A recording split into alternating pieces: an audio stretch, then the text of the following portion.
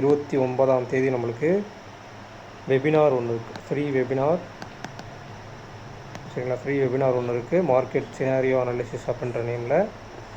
So அதனைத் தொடர்ந்து February மாதம் ஃபஸ்ட்டு சண்டேயில் நம்மளுக்கு மந்த்லி செஷன்ஸ் இருக்குது.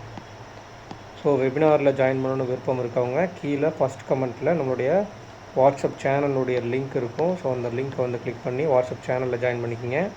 அதில் வந்து வெபினாருக்கான லிங்க் வந்து வந்துடும். வெபினார் ஜூம்னுடைய லிங்க் வந்து வெபினார் ஸ்டார்ட் பண்ணுற அன்னைக்கு ஒரு 15 மினிட்ஸ் முன்னாடி அதில் லிங்க் வந்துடும். ஸோ விருப்பம் உள்ளவங்க அதில் ஜாயின் பண்ணிக்கோங்க. வெபினாரில் ஜாயின் பண்ணிவிட்டு அதன் மூலிமா மந்த்லி செஷன்ஸ் வர்றவங்களுக்கு டிஸ்கவுண்ட்டும் இருக்குது. நம்ம லாஸ்ட் மந்த்துக்கு முன்னாடி மந்த் பண்ண மாதிரியே அதில் டிஸ்கவுண்ட்டும் இருக்குது. ஸோ நமக்கு வெள்ளிக்கிழமை மார்க்கெட் போஸ்ட் மார்க்கெட் அனாலிசிஸ் படி பார்க்கும்போது நம்மளுக்கு ஒரு open, cap down open and open above கொஞ்சம் நேரம் இருந்தாங்க. அதுக்கு காரணம் என்னென்னா ஆப்ஷன் ப்ரீமியத்தில் ஒரு சின்ன மிஸ்மேட்ச் இருந்தது. ஆப்ஷன் ப்ரீமியம் கால்குலேஷன்ஸில் நமக்கு ஒரு சின்ன மிஸ்மேட்ச் இருந்தது. ஸோ அதை கரெக்ஷன் பண்ணிவிட்டு அகைன் புட் ஆப்ஷனுக்கு கொடுக்க ஆரம்பிச்சிருக்காங்க. ஸோ ஓப்பன்லேயே நிறைய பேர் அந்த ப்ரீமியம் மிஸ்மேட்ச் தெரியாமல் நிறைய பேர் இருப்பீங்க. ஸோ அவங்களுக்கு வந்து அதை எடுத்துருந்தீங்கன்னா ஸ்டாப் லாஸ் அடிச்சிருக்கோம் புட் ஆப்ஷனில். ஸோ அது கரெக்ஷன் நடந்ததுக்கப்புறம் அது புட் ஆப்ஷனுக்கு ப்ரீமியம் கொடுக்கப்பட்டிருக்கு. கிட்டத்தட்ட நம்மளுக்கு 300 வரையும் தான் டேபிள் வந்து ஓப்பனில் பில்ட் ஆகியிருந்தாங்க. ஸோ 300 வரைக்கும் இருந்தது. ஸோ அப்போ 300க்கு உள்ளேயே நமக்கு என்ன இருக்காங்க அப்படின்னா ஷார்ட் ரேஞ்சோட பாட்டம். ஸோ ஷார்ட் ரேஞ்சோட பாட்டமுக்கு மேலே போய்ட்டு திருப்பி ஓப்பனை கடந்திருந்தாங்க அப்படின்னா அது அப் ட்ரெண்டாக கன்வெர்ட் ஆகிருக்கும்.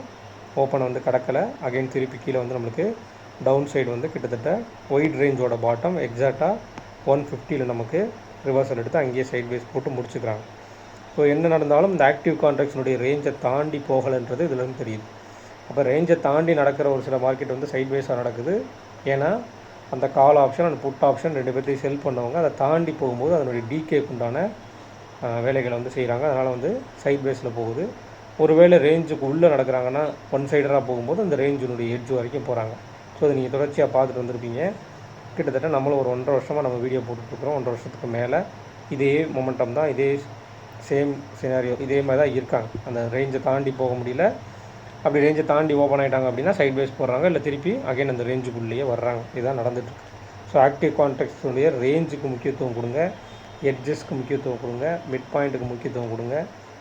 இந்த லெவல்ஸ்லாம் நீங்கள் போட்டு முடித்து அனலைஸ் பண்ணி போட்டு முடிச்சதுக்கப்புறம் அடுத்த நாள் அதில் இன்ட்ராடேயில் டேபிளுக்கு முக்கியத்துவம் கொடுங்க. அந்த இன்ட்ராடேயில் மூவ் ஆகிற டேபிள் தான் மார்க்கெட்டினுடைய மூவ்மெண்ட்டை டிசைட் பண்ணுறதுக்கு. சரிங்களா, மூவ்மெண்ட்டை கீழே இருக்காங்களா மேலே இருக்காங்களா இல்லை சைட் வேஸில் இருக்க போகிறாங்கன்றதை டிசைட் பண்ணுறதுக்கு இன்ட்ராடேனுடைய டேபிள் இது எல்லாமே நம்மளுடைய சேனலில் ப்ளேலிஸ்ட்டில் ஆக்டிவ் கான்ட்ராக்ட்ஸ் அனாலிசிஸ்ன்ற ஒரு தனி ப்ளேலிஸ்ட்டில் எல்லா வீடியோஸும் இருக்குது. ஸோ புதுசாக வர்றவங்க அந்த வீடியோஸ்லாம் பாருங்கள், பார்த்து தெரிஞ்சுக்கணும். ஸோ மார்க்கெட்டில் வந்து நமக்கு இப்போ ஓவரால் சினாரியோ வைஸ் எப்படி முடிஞ்சிருக்காங்கன்னு பார்க்கணும். எஸ்டர்டே அப்படின்னு பார்க்கும்போது நம்மளுக்கு ஒரு நெகட்டிவ் ஓப்பனுக்கு கீழே 2% நெகட்டிவில் முடிச்சிருக்காங்கன்னு வச்சுக்கலாம். வீக்லியில் நம்மளுக்கு ரொம்பவுமே நல்ல ஓப்பனுக்கு கீழே நெகட்டிவ், லாஸ்ட் வீக் லோவுக்கு கீழே முடிச்சுக்கிறாங்க அப்படின்றதும் மார்க்கெட்டில் வந்து பதிவு. அடுத்தது மந்த்லியில் பார்க்கும்போது மந்த்லிலையுமே லாஸ்ட் மந்த் லோவுக்கு கீழே ஓப்பனுக்கு கீழே வந்திருக்காங்க. மந்த்லி க்ளோசிங் இன்னும் நடக்கல, 15 தேதி தான் நம்மளுக்கு ஆகிருக்கு, இன்னும் பாதி நாட்கள் இருக்குது அப்படின்ற பட்சத்தில். ஸோ இதில் பார்க்கும்போது உங்களுக்கு மார்க்கெட்டில் இப்போ லாஸ்ட் மந்த்துக்கு லோ நியர்பை இருக்குது அப்படின்னா அதை நம்ம சப்போர்ட்டுன்னு வச்சுக்கலாம். லாஸ்ட் மந்த் லோவை கடந்துட்டாங்கன்னா அந்த இடத்துல சப்போர்ட் வந்து பிரேக் செய்யப்படுதுன்னு அர்த்தம். அப்போ அகைன் கீழே போகணுன்னா எது வரைக்கும் போவாங்க, அடுத்தடுத்த மந்த்துக்கு உண்டான லோ அதுதான் நம்மளுக்கு சப்போர்ட்டாக இருக்கும். அல்லது அதுக்கு என்ன டே நடக்குதோ அந்த டேவுக்கு அடுத்த நாள் வரும்போது அதனுடைய லோ. இப்போ இன்றைக்கி லோ இருக்குதுன்னு வச்சுக்கோங்களேன், இன்றைக்கி டே வைஸ் பார்க்கும்போது என்ன லோ இருக்கோ அந்த லோ தான் நாளைக்கு சப்போர்ட். அந்த லோவை கடந்துட்டாங்க அப்படின்னா மார்க்கெட் வந்து கடந்து ட்ரேட் ஆகிறாங்க அப்படின்னா அந்த சப்போர்ட்டை பிரேக் பண்ணிடுறாங்கன்னு அர்த்தம். அப்போ 23,112 இருக்குன்னா அதை கடந்து ட்ரேட் ஆகிறாங்கன்னா அது வந்து சப்போர்ட் அதை வந்து எடுத்துக்கல அப்படின்னு அர்த்தம். அப்போ நாளைக்கு ஒரு ஹை அண்ட் லோ வைக்கிறாங்க, இந்த மாதிரி மொமெண்டம் ஒன் சைடராக போகும்போது நாளைக்கு வந்து ஒரு லோ வைக்கிறாங்க அப்படின்னா அந்த இடத்துல அதுக்கு அடுத்த நாள் வரும்போது அந்த லோவிலேருந்து பட்டு உள்ள போயிட்டாங்கன்னா அது சப்போர்ட்டாக ஆக்ட் ஆக ஆரம்பிச்சிடும். ஸோ அதுக்கப்புறம் அதை பிரேக் பண்ணுற வரைக்கும் அது சப்போர்ட் ஆக்ட் ஆகும்னு வச்சுக்கோங்களேன். ஸோ இதுதான் வந்து இந்த மாதிரி ஒன் சைடு மார்க்கெட்டில் அர்த்தம். அப்போ ஆல்மோஸ்ட் நீங்கள் இந்த ஒவ்வொரு மந்த்துக்கு நீங்கள் பார்க்கும்போது கிட்டத்தட்ட ஒரு மந்த்லியில் ஒரு சப்போர்ட் எடுக்கணும் அப்படின்னா மார்க்கெட் வந்து எங்கே வரணும், கிட்டத்தட்ட இந்த இடத்துல வரணும் உங்களுக்கு இல்லையா. இந்த க்ரீன் கேண்டில் லோ கிட்டத்தட்ட 21,750 வரணும். ஸோ மார்க்கெட்டில் வந்து அவ்வளோ தூரம் ரேஞ்ச் இருக்குன்றதும் தெரியுது. பெருசாக கீழே போகிறதுக்கும் சான்சஸ் இருக்குது. ஐவி இருக்குனால ரிவர்சல் ஆனால் மேலே வர்றதுக்கும் சான்சஸ் இருக்குது. ஆனால் மேலே வருவாங்கன்னா இந்த மாதிரி 2% மார்க்கெட் கீழே போய்ட்டு உடனே மேலே வர மாட்டாங்க. ஒரு சைட் வேஸ் போட்டு ஒரு அப் ட்ரெண்ட் கொடுத்தாலும் மினிமமான அப் ட்ரெண்டாக கொடுத்துட்டு எஸ்டர்டே ஹை அண்ட் லோவை உள்ளே வச்சுட்டு திருப்பி அதை சைட் வேஸை வந்து அடுத்த நாள் அந்த சைட் வேஸ் ரேஞ்சை பிரேக் பண்ணுற மாதிரி காமிப்பாங்க. ஸோ அதுதான் நடக்கும். இன்னொரு விஷயம் நீங்கள் தொடர்ச்சியாக கவனிச்சிங்கன்னா மார்க்கெட்டில் 23,112 தான் இருக்குது. ஆனால் 23,000 புட் ஆப்ஷன் உள்ளே இருக்குது. அப்போ ரேஞ்சு கீழே ஒரு பாட்டம் செட் பண்ணி வச்சுக்கிறாங்க. 23,000 ஒரு பாட்டமை செட் பண்ணி வச்சுக்கிறாங்க. அடுத்ததாக நீங்கள் ஒரு விஷயம் கவனிக்கணும் அப்படின்னா, நாளைக்கு ஒரு நாள் விட்டுட்டு நாளான்னைக்கு நம்மளுக்கு எக்ஸ்பைரி, 16ஆந்தேதி விட்டுட்டு 17ஆந்தேதி நம்மளுக்கு எக்ஸ்பைரி. அப்போ எக்ஸ்பைரிக்கு இன்னும் 2 நாள் தான் இருக்குது. ஏடிஎம் ப்ரீமியம் இப்போ 23,150 எடுத்துக்கிட்டிங்க அப்படின்னா 150 புட் ஆப்ஷன் நமக்கு க்ளோஸ் வந்து 243 ரூபா. அதுலேயே நீங்கள் 150 கால் ஆப்ஷன் எடுத்துங்க, எவ்வளோ இருக்குன்னு பார்ப்போம். 150 கால் ஆப்ஷன் எடுத்திங்கன்னா 246 ரூபா. அப்போ 246, 240 வச்சா கூட கிட்டத்தட்ட 480 பாயிண்ட் அந்த இடத்துல நம்மளுக்கு இருக்குது, ப்ரீமியம் இருக்குது. அப்போ அந்த 480 பாயிண்ட் ப்ரீமியம் இருக்காங்க அப்படின்னா இதை வந்து 2 நாளைக்குள்ளே ஜீரோ பண்ணணும். ஸோ அதுக்குண்டான மூவ்மெண்ட் மார்க்கெட்டில் நடக்கிறதுக்கு சான்சஸ் இருக்குது. ஸோ அதை நீங்கள் கவனத்தில் வச்சுக்கணும். ப்ரீமியம் தொடர்ச்சியாக கொடுத்துட்டே வர்றாங்கன்னா தொடர்ச்சியாக கொடுத்துட்டே வர மாட்டாங்க. ஏதோ ஒரு நாள் சைட் பேஸ் போட்டு வியாழக்கிழமை வச்சுருந்தாங்க பார்த்தீங்களா, ஓப்பனுக்கு மேலே வச்சுட்டு எஸ்டர்டே லோவுக்கு உள்ளே வச்சு ஒரு சைட் பேஸ் கொடுத்தாங்க பார்த்தீங்களா, அந்த மாதிரி கொடுத்துட்டு போகிறது கூட சான்சஸ் இருக்குது. ஸோ மார்க்கெட்டில் நெகட்டிவ் சென்டிமெண்ட் இருக்குது, நெகட்டிவ் நியூஸ் இருக்குன்னா நெகட்டிவாக மார்க்கெட் போயிட்டே இருக்குன்னு அர்த்தம் கிடையாது. ஏதோ ஒரு இடத்துல வச்சு சைட் பேஸ் போடுறதுக்கும் வாய்ப்புகள் இருக்குது.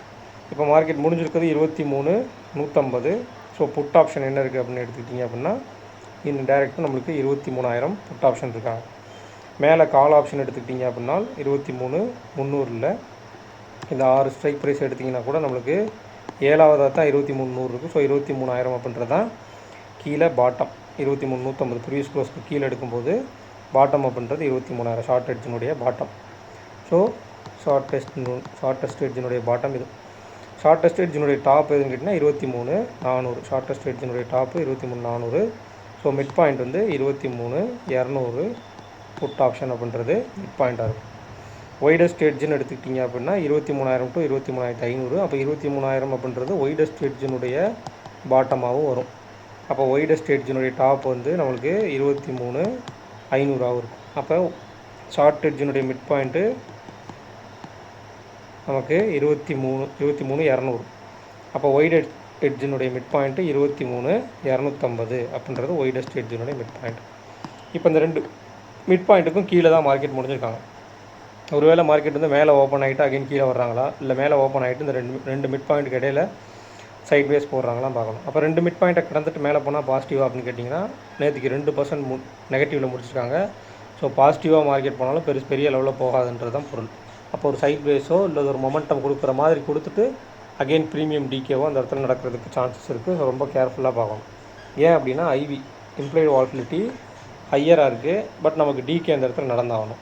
ஏன்னா நமக்கு எக்ஸ்பைரி இருக்குனால டிகே நடந்தாகணும். ஏடிஎம் ப்ரீமியம் 480 இருக்காங்க இல்லையா, அப்போ நான் 480 ப்ரீமியத்தை ஜீரோ பண்ணணும் 2 நாளில். அதுக்குண்டான வேலைகள் தான் நடக்குமே தவிர அகெயின் ப்ரீமியத்தை வந்து உயர்த்தி கொண்டு போக மாட்டாங்க. அதை நல்லா தெரிஞ்சுக்கங்க. ஏன்னா ப்ரீமியம் இந்த ஐவி வந்து ட்ராப் அவுட் ஆகும். நாளைக்கு ஒரு நாளைக்கு கூட ட்ராப் அவுட் ஆகி நாளான்னைக்கு கூட இருந்து செவ்வாய்க்கிழமை கூட கொஞ்சம் கொஞ்சமாக ட்ராப் அவுட் ஆகிறதுக்கு சான்சஸ் இருக்குது. ஸோ அதையும் கொஞ்சம் கவனத்தில் வச்சுக்கோங்க. அதே மாதிரி ரேஞ்ச் படி பார்க்கும்போது இந்த ஷார்ட் எட்ஜினுடைய பாட்டம் 23,000க்கும் ஷார்ட் எட்ஜினுடைய டாப்பான 23,400க்கும் உண்டான அந்த ப்ரீமியத்தின் அடிப்படையில் தான் ரேஞ்ச் இருக்கும். அப்போ 23,182 அப்படின்னு எடுத்துக்கிட்டால் 23,818 22,818 அப்படின்றது ஷார்ட் ரேஞ்சினுடைய பாட்டம்.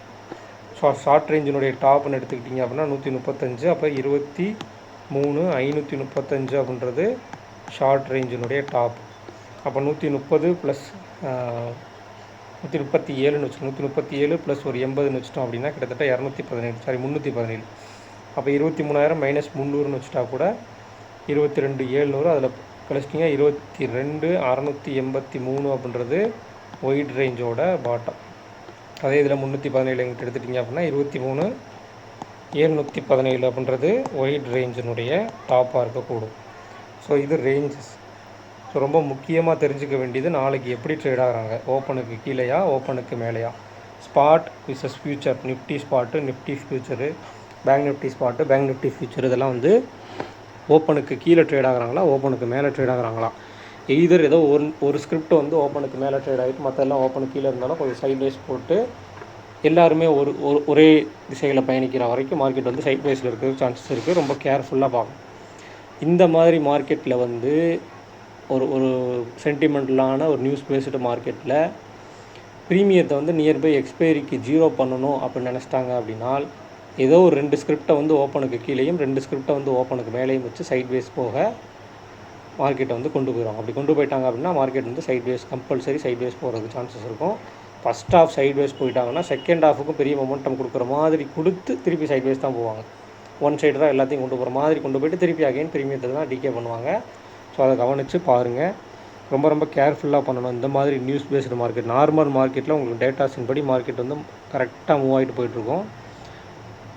இந்த மாதிரி நியூஸ் பேஸ்டு மார்க்கெட்டில் டேட்டாஸ் மூவ் ஆகும், கொஞ்சம் பெரிய மூவ்மெண்ட் இருக்கிற மாதிரி காமிச்சு அதில் வந்து ட்ராப் பண்ணுறதுக்கு நிறைய சான்சஸ் இருக்குது. ஸோ ரொம்ப ரொம்ப கேர்ஃபுல்லாக பண்ணணும். ஸோ வெபினாரில் ஜாயின் பண்ண விருப்பப்படுறவங்க கீழே ஃபஸ்ட்டு கமெண்ட்டில் நம்மளுடைய சேனலுடைய வாட்ஸ்அப் சேனலுடைய லிங்க் இருக்கும், அதில் ஜாயின் பண்ணிக்கிங்க. மந்த்லி செஷன்ஸ்க்கு ஜாயின் பண்ணுறவங்களும் அதில் ஜாயின் பண்ணிக்கிங்க. அதில் வந்து வெபினார் அட்டன் பண்ணிவிட்டு அதுக்கப்புறமா நீங்கள் மந்த்லி செஷன்ஸில் ஜாயின் பண்ணிட்டீங்கன்னா உங்களுக்கு கொஞ்சம் ஈஸியராகவும் இருக்கும், உங்களுக்கு நான் டிஸ்கவுண்ட்டும் கிடைக்கும். ஓகேங்களா? ஸோ இந்த வீடியோ பிடிச்சிருந்துச்சு அப்படின்னா லைக் பண்ணுங்கள், ஷேர் பண்ணுங்கள், சப்ஸ்கிரைப் பண்ணுங்கள். மறக்காமல் கருத்துக்களை வந்து கமெண்ட் செக்ஷனில் கமெண்ட் பண்ணுங்கள். நன்றி, வணக்கம்.